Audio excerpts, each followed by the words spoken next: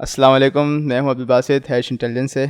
और आज हमारे साथ पाशा भाई CEO ऑफ हैश इंटेलिजेंस मौजूद हैं। तो पाशा भाई क्या हाल चाल है? अल्हम्दुलिल्लाह बेहतरीन। आप सुनाएं। और कैसा रहा पहला पॉडकास्ट? बेहतरीन सही यार। अगर आप लोगों ने पहला पॉडकास्ट नहीं देखा तो आप जाके देख लें। इंट्रोडक्शन टू साइबर सिक्योरिटी ऐसी कुछ नाम होगा, सही है। और साइबर सिक्योरिटी में आप किस तरीके से आ सकते हैं या उस हवाले से अगर आपको कोई गाइड चाहिए हो तो उसमें मैंने काफ़ी डिटेल में डिस्कस किया है। और आज हम किस हवाले से बात करने वाले हैं? आज अब चूँकि पाशा भाई रेड टीम के बंदे हैं, उस ग्रुप के चीते हैं। ऑफेंसिव सिक्योरिटी नहीं यार, चीज़ें तो नहीं। चीता बोलें, जो बोलें, ऑफेंसिव बोलें, रेड बोलें। तो खैर पाशा भाई ज़रा बताएं, लाल सिक्योरिटी रेड सिक्योरिटी क्या चीज़ है? थोड़ा उसका पहले मैप को थोड़ा, हम जैसे हमने कहा साइबर सिक्योरिटी के पूरे मैप को हमने देखा कि कितने चीज़ों में डिवाइडेड है। हाँ, तो हमारी रेड टीम या ऑफेंसिव सिक्योरिटी किन चीज़ों में डिवाइड वगैरह क्या, उसका मैप क्या, मतलब पूरा ओवरव्यू बताएं उसको ज़रा। देखिए, जैसे मैंने पहली पॉडकास्ट में बताया था, साइबर सिक्योरिटी दो हिस्सों में डिवाइड कर सकते हैं, ऑफेंसिव सिक्योरिटी और डिफेंसिव सिक्योरिटी। ठीक है, डिफेंसिव सिक्योरिटी में आपका ज़्यादा चौकीदार वाला काम होता है, सही है। ऑफेंसिव सिक्योरिटी में आपका चोर वाला काम होता है, लेकिन वो जो होता है ना, दोस्ताना चोर। मतलब आपने एक अपना ही बंदा हायर किया जो कि देखेगा कि आपके अंदर क्या क्या सिक्योरिटी होल्स मौजूद हैं। यानी खाता भी है, लगाता भी है। नहीं ये वाली मिसाल है क्या? ये वाली मिसाल में तो फिट नहीं बैठेगी इस पे ये वाली मिसाल फिट बैठेगी। यार मैं कैसे समझाऊं? मतलब अक्सर मूवीज़ में देखते थे कि पुलिस वाले कुछ ताले तोड़ने वाले को हायर करते थे कि तुम ज़रा इसका ताला तोड़ के दिखाओ। हाँ, उसको जज करो कि अगर तुम ये इसको वाली तोड़ मिसाल, सकते हो, मतलब तो फिर दूसरा जो तुम तो चीते हो ना इस फील्ड के, मतलब हाँ, अगर तुमने कर लिया तो फिर दूसरे के लिए मुश्किल होगा। ऐसी मिसाल। तो ऑफेंसिव सिक्योरिटी में बेसिकली हम आईटी इंफ्रास्ट्रक्चर को इस तरीके से पेन टेस्ट करते हैं, पेनिट्रेशन टेस्ट करते हैं कि उसके साथ सिक्योरिटी फ्लॉज हमारे सामने है। अच्छा, इसमें ये है कि क्योंकि आईटी इंफ्रास्ट्रक्चर बहुत बड़ा है, ठीक है, तो हम इसमें कई सारे इसके डोमेन्स में डिवाइड कर सकते हैं। ठीक है, तो पेनिट्रेशन टेस्टिंग में ये होता है कि कंपनी अपना स्कोप देती है। ठीक है, स्कोप यानी हमारी टेक्नोलॉजी की क्या क्या चीज़ें आपको पेन टेस्ट करनी है, और आप क्या क्या चीज़ें करनी है, और आप क्या क्या केस टेस्ट कर सकते हैं, क्या क्या नहीं कर सकते। इसके मैं मिसाल देता हूँ। डीडॉस अटैक अक्सर जो क्या कहते हैं ऑर्गेनाइजेशन टेस्ट करवा रही होती हैं, वो कहती हैं डीडॉस नहीं मारना। ठीक है, डीडॉस हमारे स्कोप से बाहर होता है। और इंफ्रास्ट्रक्चर में जैसे एक सेट ऑफ वेब एप्लीकेशंस दे दी, मोबाइल एप्लीकेशन दे दी, डेस्कटॉप एप्लीकेशन दे दी, इसी तरह से internal network, external network, organisation level open source intelligence, यानी कि हमारी क्या क्या रिसोर्सेज हैं जो पब्लिकली आप एक्सप्लॉइट कर सकते हैं, आप पब्लिकली अवेलेबल हैं। सही है, तो वो स्कोप डिसाइड होता है। ठीक है, सही। और पेनिट्रेशन टेस्टिंग की 3 तरीके की टाइप्स होती हैं, ब्लैक बॉक्स, ग्रे बॉक्स और वाइट बॉक्स। ब्लैक बॉक्स में बेसिकली क्या होता है, ऑर्गेनाइजेशन जो आपको अपना इंफ्रास्ट्रक्चर पकड़ाती है वो बगैर किसी इल्म के पकड़ाती है, बस स्कोप की। जैसे मिसाल के तौर पे वेब एप्लीकेशन है तो URL दे दी, मोबाइल एप्लीकेशन है तो बस आपको एक APK दे दी, और डेस्कटॉप एप्लीकेशन है तो आपको बस एक बाइनरी पकड़ा दी। ठीक है, सही। तो ये इंफ्रास्ट्रक्चर के हवाले से कोई एडिशनल इन्फॉर्मेशन नहीं बताई जाती, जबकि ग्रे बॉक्स में पार्शल इन्फॉर्मेशन शेयर कर दी जाती है। मिसाल के तौर पे वेब एप्लीकेशन है तो उसके अकाउंट भी बना के दे दिए। ठीक है, आप लॉगिन करके पोस्ट लॉगिन फीचर्स भी टेस्ट कर सकते हैं। और फिर वाइट बॉक्स पेन टेस्ट में आपके पास सोर्स कोड भी होता है, पूरा, मतलब सब कुछ खुला हुआ है आपके सामने, मतलब आपके सामने सब कुछ खुला हुआ है। तो फिर फाइंडिंग्स भी उसी हिसाब से होती हैं फिर। ठीक है, जितना वो एक्सपोज होगा आपका उतना वो सही है। अच्छा, तो आपने इससे थोड़ा पहले डीडॉस का जिक्र किया, और ये अक्सर हम सुनने में आता है हमारे तरफ, तो ज़रा डीडॉस के बारे में बता दें ज़रा, साथ साथ ही क्या चीज़ क्या DDoS? DDoS basically denial of service attack होता है। इसमें क्या होता है कि आप किसी वेबसाइट पर आपने इतने पैकेट्स भेजे या आपने उसका इतना बैंडविड्थ कंज्यूम कर लिया कि वो अब जाम हो गए। ठीक है, मतलब अब कोई भी उसको विज़िट नहीं कर पा रहा। इसकी मिसाल आप ऐसे लें कि क्या कहते हैं, एक जगह जिधर बहुत बड़ी लाइन लगी हुई हो, तो ऐसा नहीं होता कि अब वो रिसोर्स आउट ऑफ वो हो जाती है, मतलब सामान ख़त्म हो जाता है।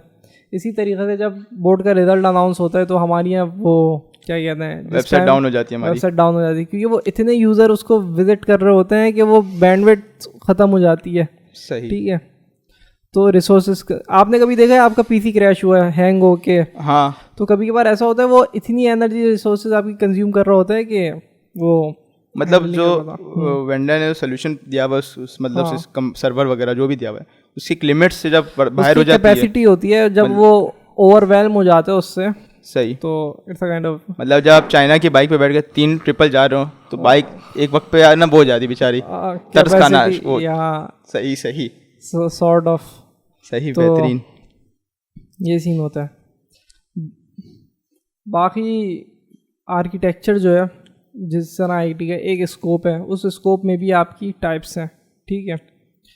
तो इसमें हर एक की एक अलग मेथडोलॉजी होती है। मिसाल के तौर पे वेब एप्लीकेशन की अलग होगी, मोबाइल एप्लीकेशन की अलग होगी, इंटरनल नेटवर्क की अलग होगी, एक्सटर्नल की अलग, सही है।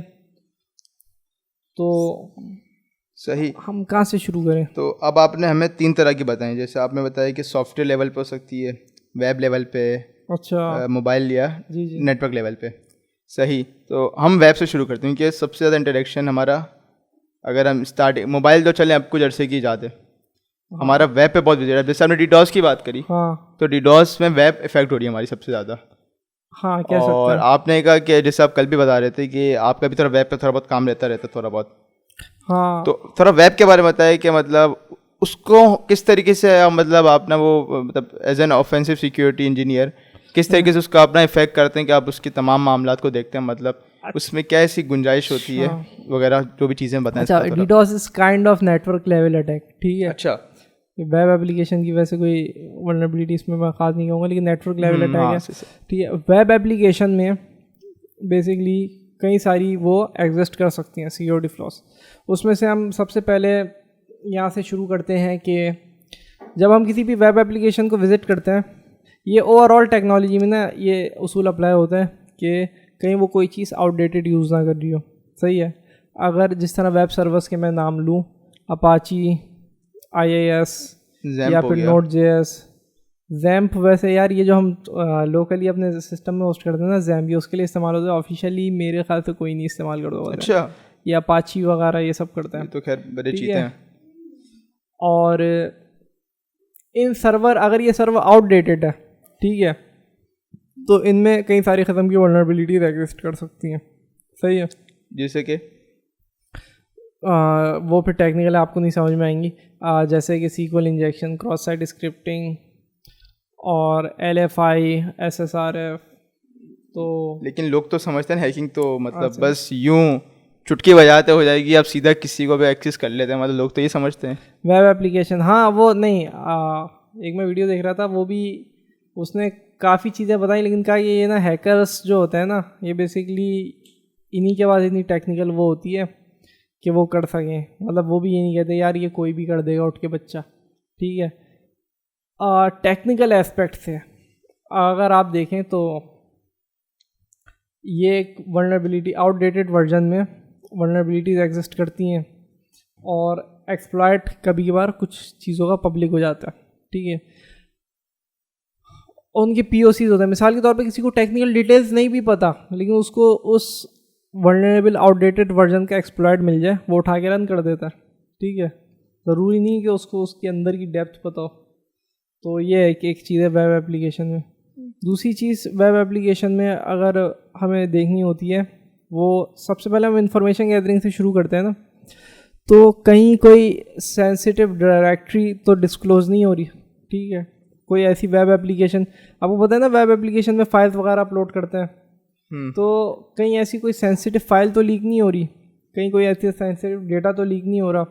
उसके बाद अगर कोई लॉगिन फील्ड है तो उसमें कोई डिफ़ॉल्ट क्रेडेंशियल तो वर्क नहीं कर रहे, और लॉगिन के मतलब जैसे एडमिन पासवर्ड रख देते हैं, सही है। और फिर एक चीज़ कहलाती है इंजेक्शंस, ठीक है। जैसे SQL क्यूरी है, ठीक है। अब हमें पता है कि यार जब लॉगिन करते हैं या सर्च करते हैं तो कुछ चीज़ों में वो SQL पीछे डेटाबेस से इंटरेक्ट करता है। अब आपने उसमें ऐसा पेलोड डाला जिसने SQL में छेड़खानी कर दी, ठीक है। आपने यूज़र नेम की जगह कोई ऐसा मलिशियस कोड डाल दिया जिसने डेटाबेस के साथ छेड़खानी कर दी, सही है, सही। तो आप इस तरीके से डेटाबेस से इंटरेक्ट कर सकते हैं। अगर उसने डेवलपर ने प्रॉपर्ली इनपुट वैलिडेशन ना की हो। अच्छा, इसके चांसेस कितने होते हैं मतलब इस चीज़ के लिए? मतलब देखिए इंफ्रास्ट्रक्चर पे डिपेंड करता है ये, वरना अभी ये जैसे अगर मैं ये कहूँगा कि पाकिस्तान का 90% इंफ्रास्ट्रक्चर आईटी की लेवल पे सिक्योर नहीं है, जहाँ तक मेरी ऑब्जर्वेशन। मतलब जैसा आपने बताया कि अक्सर लोग पासवर्ड एडमिन रख देते हैं, डिफ़ॉल्ट पासवर्ड है। हाँ, मतलब ये सबसे बड़ा सिक्योरिटी कंसर्न बन गया ना, मतलब हमारी जितनी भी अच्छा ऑर्गेनाइजेशंस हैं। एडमिन नहीं, मिसाल के तौर पे क्या कहते हैं, कुछ जगहों पे टेक्नोलॉजी वाइज या एडमिन पैनल वाइज भी डिफ़ॉल्ट पासवर्ड हो। मिसाल के तौर पे किसी को पता हो कि यार ये जो पैनल यहाँ पे यूज़ हो रहा है एडमिन पैनल, इसका डिफ़ॉल्ट पासवर्ड ये होता है, सही है। अब ज़रूरी नहीं एडमिन हो, लेकिन उसने वो टेक्नोलॉजी का नाम निकाल लिया तो वो उसके नाम से गूगल पे सर्च कर लेगा कि यार इसका डिफ़ॉल्ट पासवर्ड क्या है, ठीक है। इसकी मिसाल आप राउटर से ले लें, कई सारे राउटर जो पब्लिकली अवेलेबल होते हैं उनकी लोगों को वो पता चल जाती है, क्या कहते हैं, डिफ़ॉल्ट पासवर्ड गूगल पे सर्च करके निकाल लेता है, सही है। अच्छा, पब्लिक है मतलब वो, हाँ सही, उस राउटर की मतलब हाँ, जब सही, बेहतरीन, सही। और वेब एप्लीकेशन में इंजेक्शंस के साथ साथ फिर ये क्लाइंट साइड पे क्रॉस साइट स्क्रिप्टिंग, ठीक है। क्रॉस साइट स्क्रिप्टिंग में बेसिकली होता क्या है कि हमने क्या कहते हैं फ्रंट एंड पे हमने जावा स्क्रिप्ट में अपना कोड इंजेक्ट करते हैं, जिसके ज़रिए से हम कुकीज़ चुरा सकते हैं। और कुकीज़ चुराने यानी कुकीज़ जब आपके पास आ गए तो आपने सेशन चुरा लिया, और सेशन चुरा लिया तो बेसिकली आपने एक्सेस कर लिया, आपने अपने विक्टिम का अकाउंट एक्सेस कर लिया, ठीक है। तो ये कुछ टेक्निकल बातें थी जो जिसको समझ आ गई तो आ गई, ना है हाँ। तो अगर कोई वेब एप्लीकेशन का समझना चाह रहा है, ठीक है, तो मैं उसको ये गाइड करूँगा सबसे पहले बैक एंड और फ्रंट एंड किसी ना किसी लैंग्वेज में सीखे, सही है। और जैसी थोड़ी बहुत नो हाउ हो कि किस तरीके से वेब एप्लीकेशन वर्क करती है, तो आप सबसे पहले एक सॉफ्ट टूल आता है जिसका नाम है बर्बसूट, वो चलाना सीखें। उसमें आप हेडर्स ऑब्जर्व करें, ठीक है। वेब यूआरएल की आप स्कीम समझें, इसमें इसमें क्या कहना है, डायरेक्टरीज क्या है, पैरामीटर्स क्या है, पैरामीटर्स की वैल्यू क्या है, फिर आपके जो हेडर जा रहे हैं, गेट क्या है, पोस्ट क्या है, स्टेटस कोड क्या होता है। ये वैसे वेब एप्लीकेशन की बेसिक्स हैं, लेकिन ये जब आप समझेंगे ना तो फिर आपके दिमाग में साथ साथ ना इनके कीड़े भी आएंगे कि यार यहाँ पे अगर मैं ये क्यों ना डाल दूँ, ठीक है, इधर ये फील्ड है इसमें, इधर मैं ये चीज़ क्यों ना डाल दूँ, सही है। और मुख्तलिफ़ टेक्नोलॉजी के हिसाब से उनके अटैक वेक्टर्स बनते हैं। मिसाल के तौर पे अगर कहीं किसी वेबसाइट पे XML यूज़ हो रही है, ठीक है, तो XXC इंजेक्शन पड़ सकता है, ठीक है, ये भी पेलोड होता है। हाँ, अब उसके लिए आपने XML सीखी भी हो तो अब आपको पता है कि यहाँ यार XML में मैं अगर कोई पेलोड क्राफ्ट करना चाहूँ तो वो इस तरीके से हो सकता है। अगर किसी ने जावास्क्रिप्ट सीखी भी है तो उसको पता है कि यार जावास्क्रिप्ट में पेलोड इस तरीके से क्राफ्ट हो सकता है। तो जिस तरीके से आपको वेब एप्लीकेशन की अच्छी नॉलेज होगी और आप थोड़ा सा मलिशियस ही सोचेंगे, आप क्या कहते हैं पहले से प्री एग्जिस्टेंट मैथडोलॉजीज़ की तरफ जाएंगे तो आपका वेब एप्लीकेशन क्लियर होगी। वेब एप्लीकेशन को की सारी कॉमन वल्नरेबिलिटी समझने के लिए आप एक काम करें, आप OWASP टेस्टिंग गाइड है, सही, आप वो पढ़ लें। वो जब आप वो देखते हैं तो आप शुरू से लेके वो आपकी आखिर तक वेब कवर करवाती है। मतलब ये जितनी वल्नरेबिलिटीज फ्रॉम वन डे से लेके लास्ट डे और आज तक जो भी आ रही है उसको अपडेट करता रहेगा। वो OWASP गाइड अपडेट होते रहती है और ये काफ़ी माना हुआ स्टैंडर्ड है कि हम आपकी वेब एप्लीकेशन टेस्ट करेंगे OWASP स्टैंडर्ड के हिसाब से। इसमें आप सबसे पहले इंफॉर्मेशन गैदरिंग और सेशन मैनेजमेंट, कॉन्फ़िगरेशन का, फिर क्या कहते हैं क्लाइंट साइड अटैक, और क्या कहते हैं सर्वर साइड भी अटैक होते हैं मेरे ख्याल से, ऑथेंटिकेशन वाला आता है इसके अंदर, हाँ, रेस कंडीशनिंग अटैक्स, पूरी एक बहुत बड़ी लिस्ट है मेरे ख्याल से। लिस्ट है और उसमें बाकायदा आपको सिखाया है कि आप कौन कौन सा टेस्ट केस किस तरीके से टेस्ट कर सकते हैं। सही है। अब आपने वेब का तो बड़ा ब्रीफली हमें बता दिया, अभी आप DDoS की बात कर रहे थे, आपने कहा नेटवर्क से उसका ताल्लुक है, तो नेटवर्क का भी हमें बता दें भाई, नेटवर्क वाले बच्चे जो हैं हमारे इतने सारे, उनका इसमें क्या किरदार होगा? नेटवर्क सिक्योरिटी आप बेसिकली ये इस तरीके से समझें कि आपकी जो वेब एप्लीकेशन है इसका एक डोमेन है, ये डोमेन छपा हुआ है किसी IP पे, मतलब कि किसी IP के साथ अटैच है, सही है। IP के ऊपर डोमेन नेम चढ़ता है, सही है। अच्छा, आईपी ये पब्लिक आईपी होती है, सही है। कहीं ना कहीं इनका सर्वर होस्ट हो रहा होगा। अब जिस सिस्टम में इनका सर्वर होस्ट हो रहा है वो भी इंटरनेट से कनेक्ट होगा। जो भी चीज़ इंटरनेट से कनेक्ट होती है उसको चाहिए होती है आईपी। तो अब अगर आप उस आईपी के अंदर कुछ पोर्ट्स होती हैं, सही है।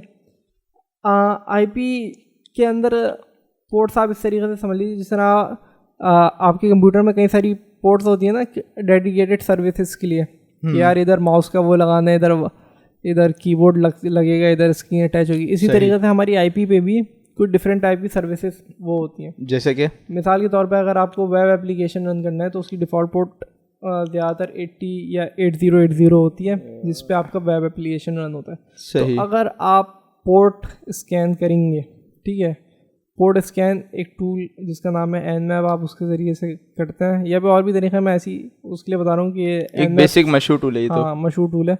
तो आप इसके साथ करेंगे तो आपको उसकी ओपन पोर्ट्स पता लगेंगी, पोर्ट 80, पोर्ट 8080, सही है। और फिर HTTPS जो कि सिक्योर वर्जन है HTTP का, वो है 443, सही है। इसी तरह आपका FTP सर्वर है, उसकी एक पोर्ट ओपन होगी। फिर SSH सर्विस है, उसकी एक पोर्ट ओपन होगी, टेलनेट, और इस तरीके की कई सारी पोर्ट्स ओपन होती हैं। मतलब जो ये प्रोटोकॉल है हमारे पोर्ट वाले, ये जो डेटा ट्रांसफर के लिए इस्तेमाल किए जाते हैं जी, तो हम इसको एक्सप्लॉइट कर सकते हैं इजीली। मतलब अगर हमें उसके अंदर कोई भी अगर वो खुली हुई ओपन पोर्ट है तो। हाँ, सही। अच्छा, इन पोर्ट्स का भी ये सीन है कि इन सबको अलग अलग तरीके से एक्सप्लॉइट किया जा सकता है। SMTP मेल सर्वर है, आपने देख लिया, आपने देखा कि यार इधर भी ना क्या कहते हैं, इसको मैं एक्सेस कर सकता हूँ या नहीं कर सकता, ठीक है। FTP सर्वर की मैं आपको एक मिसाल देता हूँ। एक FTP सर्वर था, उसका जो पासवर्ड था वो था एनोनिमस, ठीक है। और ज़्यादातर ना डिफ़ॉल्ट, मतलब अगर पासवर्ड डिफ़ॉल्ट लगा हुआ है FTP सर्वर पे तो वो होता है एनोनिमस। तो मैंने वो लिखा तो मुझे FTP सर्वर पे एक्सेस मिल गया। FTP सर्वर बेसिकली क्या होता है, उधर फाइल्स रखे होते हैं। तो अब ये IP पे कहीं सही पोर्ट्स ओपन है, ये नेटवर्क लेवल के अटैक्स हैं सारे, ठीक है। इसी तरीके से आप कुछ देख लें जो कि आउट ऑफ स्कोप होते हैं, कभी कभार DDoS अटैक हो गया, MITM अटैक हो गया, man in the middle attack कहते हैं कि जब आपका सर्वर पे HTTPS इंक्रिप्शन ना हो। मिसाल के तौर पे जिस इंटरनल नेटवर्क में आप कनेक्टेड हैं, मतलब आप बासित भाई आप एक वाईफाई से कनेक्टेड है, मैं भी एक वाईफाई से कनेक्टेड हूँ, सही है। सही। आप अपने सिस्टम से कोई ऐसी वेबसाइट विजिट करें जो HTTP हो, HTTPS ना हो, तो मैंने यहाँ से बैठ के एक ऐसा अटैक लगा सकता हूँ जिसका नाम MITM है, यानी मैन इन द मिडिल, कि मैं आपके और जिस वेबसाइट्स को आप विज़िट कर रहे हैं उनके बीच में मैं बैठ जाऊं और आप दोनों की कन्वर्सेशन सुनूं कि आप कौन सा डेटा भेज रहे हैं और क्या डेटा रिसीव कर रहे हैं, ठीक है। तो ये भी एक नेटवर्क लेवल पे अटैक है। अच्छा, अब हमारा नेटवर्क हो गया और ये हो गया नेटवर्क। अच्छा, अभी है क्या थोड़ा और जब बताना चाह रहा हूँ तो? हाँ, चलें, अभी क्या कहते हैं, थोड़ा सबको कवर कर लेना है। लेकिन नेटवर्क लेवल पे ना बेसिकली ये वाले अटैक्स एग्जिस्ट करते हैं। और नेटवर्क लेवल पे जैसे SMB है, रैंसमवेयर किस तरीके से एक्सप्लॉइट, एक SMB, ये तो बड़ा मशहूर है रैंसमवेयर। तो खैर ये नेटवर्क लेवल पे SMB सर्विस आपकी एक्सप्लॉइट कर देता है, ठीक है। सही। इसी तरह कई सारे ऐसे बॉटनेट्स होते हैं जो आपकी पोर्ट्स को वो कर रहे होते हैं, एक्सप्लॉइट कर रहे होते हैं, ठीक है। तो IP लेवल पे जो आपकी प्रोटोकॉल्स ओपन होती है, आपको हर उसके हिसाब से उसको एक्सप्लॉइट करना होता है। इसके लिए एक मशहूर फ्रेमवर्क है, आप उस फ्रेमवर्क के हवाले से आपको पढ़ने की ऑनलाइन रिसोर्सेज भी मिल जाएंगी जिसका नाम है मेटास्प्लॉइट, ठीक है। आप उस हवाले से कई सारी रिसोर्सेज आपको नेट पे मिल जाएंगी और फिर आप वो टूल डाउनलोड करें मेटास्प्लॉइट, वो सीखें आप। और एक उसकी लैब आती है मेटास्प्लॉइटेबल, आप उसके ज़रिए उसमें ना बहुत सारी पोर्ट्स ओपन होती हैं बाय डिफ़ॉल्ट। वो प्रैक्टिस के लिए उसमें कई सारी पोर्ट्स होती हैं, आप एक एक करके वो सारी पोर्ट्स एक्सप्लॉइट करें जिससे आपको नेटवर्क लेवल के अटैक्स की अंडरस्टैंडिंग होगी। सही। तो आपने नेटवर्क बता दिया, वेब बता दिया। अब हमारा जो तीसरा इंटरेक्शन सबसे ज़्यादा होता है वो होता है हमारे मोबाइल से, और तो उसी से हम सुनते हैं ऐप हमारे जहन में आते हैं। तो ये ऐप सिक्योरिटी का भी कोई वजूद है? मतलब जाहिर सी बात है वेब का है, नेटवर्क का है। तो आपने एक शुरू में शायद एक बात बोली थी कि मोबाइल एप्लीकेशन कम है, लेकिन यह मोबाइल एप्लीकेशन काफ़ी ज़्यादा है। मतलब अब बहुत बड़ा ऐसा तबका है जो मतलब कंप्यूटर पे तो नहीं बैठा होता लेकिन मोबाइल इस्तेमाल करता है। आप देखा करें गांव से टिकटॉक की वीडियोस आ रही होती हैं, ठीक है, तो इसका मतलब वहाँ पे भी, और कितनी गांव वाली टिकटॉक की और बहुत ही जिसे कहते हैं अनडेवलप एरिया से टिकटॉक की वीडियोस आ रही होती हैं। इसका मतलब उन जगहों तक भी अगर कंप्यूटर ना पहुँचाओ लेकिन मोबाइल है और मोबाइल पे इंटरनेट है तो वेब एप्लीकेशंस लोग इंस्टॉल करते हैं, ठीक है। अब मोबाइल एप्लीकेशन लेवल पे हमारे पास 2 ऑपरेटिंग सिस्टम है, iOS और जो अमीरों की जागीर है, और एंड्रॉयड हम गरीबों की मतलब लगता है तो ऐसी है। अब तो ये महंगा हो गया बहुत एंड्रॉयड भी। एंड्रॉयड हाँ, लेकिन यार iOS आईफोन कौन रख के घूमता है यार, मतलब लेकिन iOS का क्लास है, खैर वो तो बहुत बड़ी एक सिक्योर क्लास है लोग कहते हैं। हाँ, तो एंड्रॉयड पे जो एप्लीकेशंस वर्क करती हैं वो ज़्यादातर वो जावा पे बनती हैं, ठीक है, जावा पे लिखी होती हैं। और iOS पे जो एप्लीकेशन बनती है वो लिखी जाती है ऑब्जेक्टिव सी पे, सही है। सही। उसकी कुछ फ्रेमवर्क है जिस तरीके से फ्लास्क हो गया, और क्या कहते हैं यार मैं भूल गया, बड़े मशहूर नाम थे, फ्लटर, हाँ फ्लटर हो गया, वो एंड्रॉयड का है, ठीक है। इसी तरीके से इलेक्ट्रॉन JS है, उससे भी कुछ मोबाइल एप्लीकेशन मल्टी प्लेटफॉर्म पे डेवलप हो जाते हैं। तो इस तरीके से कई सारे वो हैं, ठीक है। लेकिन बेसिकली मोबाइल एप्लीकेशंस की सिक्योरिटी टेस्टिंग इस तरीके से होती है कि आपकी जो मोबाइल एप्लीकेशन की फाइल्स हैं उनको रिवर्स इंजीनियर किया जाता है। मिसाल के तौर पर .apk की जो फाइल है उसको मैं एक्सट्रैक्ट करके उसके अंदर का कंटेंट देख सकता हूँ, ठीक है। अब उनको पढ़ के उसमें से कोई सेंसिटिव चीज़ निकाल ली कि कोई API की तो लीक नहीं हो रही, उसमें से कोई क्रेडेंशियल्स तो नहीं लीक हो रहे। फिर इसी तरह से मैं उनका ट्रैफिक कम्युनिकेशन पढ़ सकता हूँ या नहीं, ठीक है। आपकी जो एंड्रॉयड एप्लीकेशन है वो किसी ना किसी वेबसाइट से तो इंटरेक्ट कर रही होगी ना, सही, ठीक है।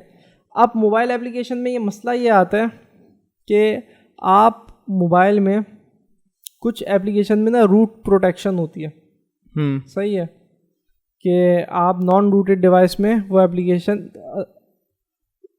रूटेड डिवाइस में वो एप्लीकेशन नहीं चला सकते, हाँ। सही है, नॉन रूटेड में ही चला सकते हैं सिर्फ, ठीक है।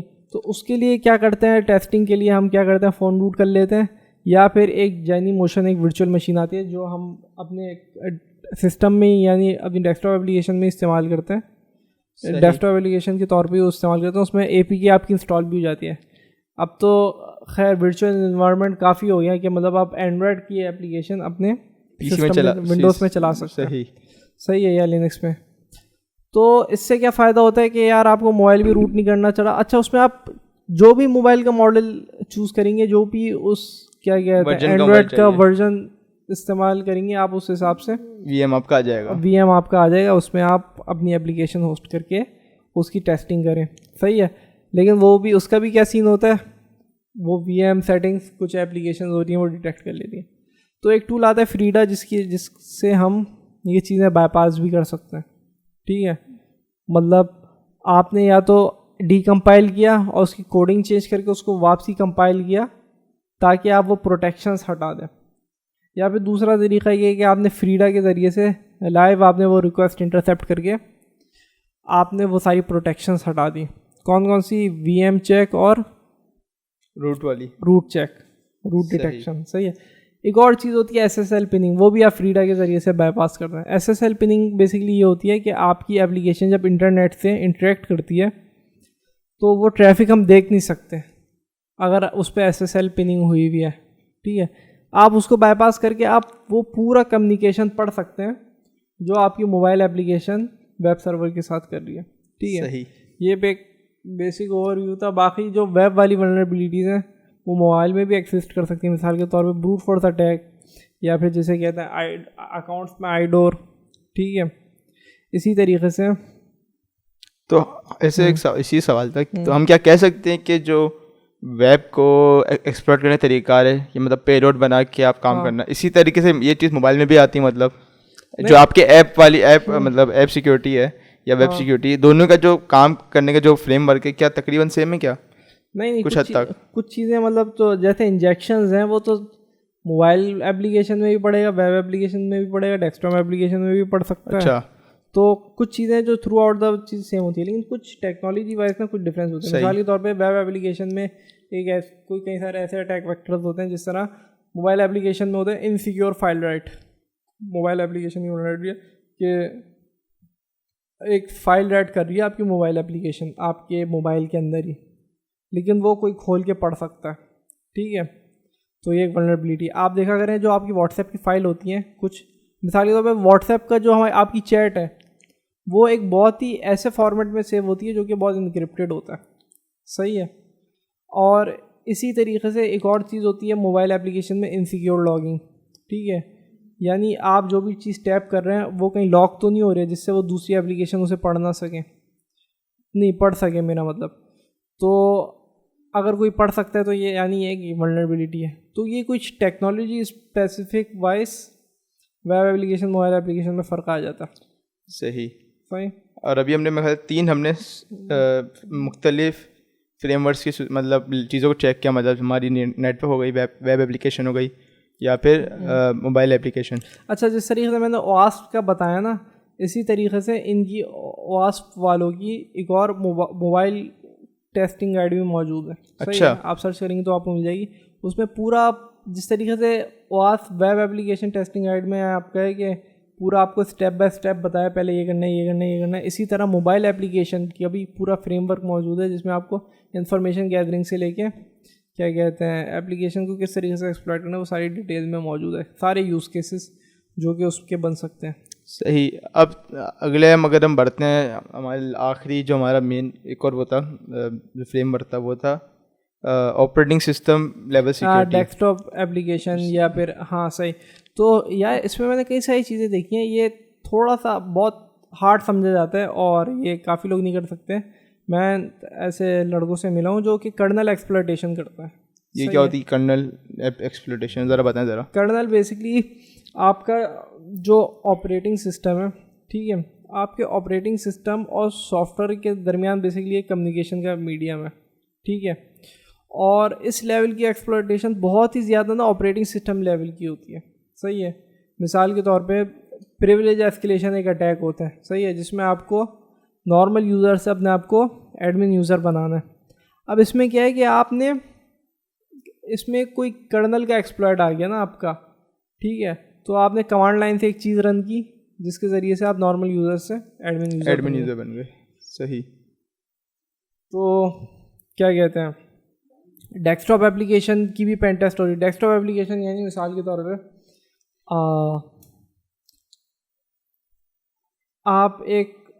आपने देखा है कि कई सारे लड़के सॉफ्टवेयर क्रैक कर देते हैं। हाँ, ठीक है। एक एप्लीकेशन एक डेस्कटॉप एप्लीकेशन होती है, वो होते हैं उसका ट्रेल होता है 7 दिन का। अब वो ट्रेल उसने चले ही जा रहे हैं, लिमिटेड ट्रेल हो गया, ठीक है। जितने पेड हमारे सॉफ्टवेयर हैं हाँ उस पर तो काम करता है ये सब। हाँ, तो डेस्कटॉप एप्लीकेशन का ज़्यादातर डोमेन रिवर्स इंजीनियरिंग वाला है, ठीक है। रिवर्स इंजीनियरिंग में बेसिकली ये होता है कि आप डेस्कटॉप एप्लीकेशन को डीकम्पाइल करते हैं, ठीक है। आप रिवर्स करके उसका कोड पढ़ने की कोशिश करते हैं कि यार किस तरीके से हम किसी तरह इस एप्लीकेशन को खोलें, इसके डेटा में कुछ चेंजमेंट करें और फिर इसको दोबारा बंद कर दें, सही ठीक है, जिससे अब वो फ्री हो गई। सही, ठीक है।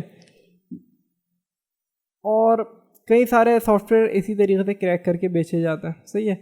तो डेस्कटॉप एप्लीकेशन में भी वो चीज़ें एग्जिस्ट कर सकती हैं जो मैं आपको बता रहा था ना, जैसे इंजेक्शन है, SQL इंजेक्शन डेस्कटॉप एप्लीकेशन में भी पड़ सकता है, ठीक है। इसी तरीके से आपका मैंने आपको एक मोबाइल एप्लीकेशन की चीज़ बताई थी, SSL पिनिंग। जिस तरीके से मोबाइल एप्लीकेशन इंटरनेट से कम्युनिकेट करती है, हम उसके ट्रैफिक नहीं पढ़ सकते। अगर आपकी डेस्कटॉप एप्लीकेशन में SSL पिनिंग लगी हुई है तो आप अपने डेस्कटॉप एप्लीकेशन जो आपकी इंटरनेट से कम्युनिकेशन करी है वो ट्रैफिक आप नहीं पढ़ सकते, सही है, क्योंकि आपकी डेस्कटॉप तो वो भी बाईपास होती है। वो भी मैंने की है। अच्छा, आपने की भी है? हाँ, मैंने की है। सही। तो उमर भाई, आज हमने जो भी 4 मेन फोकस किया हमने था software level security, web application, mobile application और नेटवर्क सिक्योरिटी हमारी। अच्छा, थोड़ा सा और भी ब्रीफ दे दूं कुछ और फील्ड का, शॉर्ट। वेलकम। जैसे एक वायरलेस है, ठीक है। वाइल्ड लाइफ एक्सप्लॉयटेशन यानी कितनी वाइल्ड लाइफ टेक्नोलॉजीज आपकी एग्जिस्ट करती हैं। ये वाईफाई वाले बच्चे जो आते हैं, हाँ, हैक कर दो में। हाँ, इसका एक पूरा अलग डोमेन है। सही है। इसी तरीके से कार हैकिंग है, IoT है, ठीक है, इंटरनेट ऑफ थिंग।